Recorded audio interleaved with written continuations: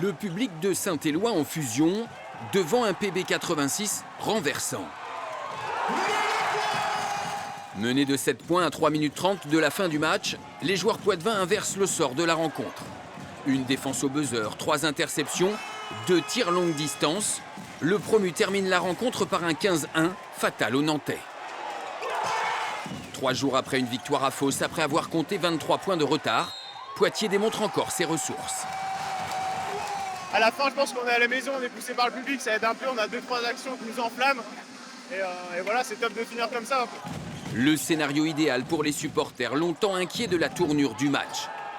Perturbés par la défense agressive des Nantais, en manque de rythme, maladroit dans le jeu et sur la ligne des lancers, le PB 86 subit les assauts adverses.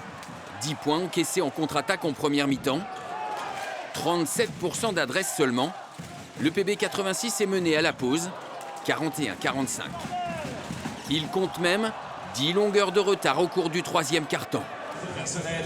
Mais au profit d'une série de 10 points, les joueurs d'Andy Thornton-Jones reviennent dans le match avant de signer un incroyable final.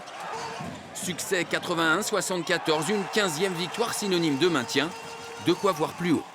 On est actuellement 6e du classement, il reste 7 journées, donc on est ambitieux, on sait qu'il faut finir dans les 8 premiers. On sait également que les 7 matchs qui nous restent, ils vont être très durs, donc on va les prendre les uns après les autres et on va essayer d'aller en chercher 2 ou 3 qui, je pense, seront synonymes de play-off. Première occasion, samedi à Boulazac.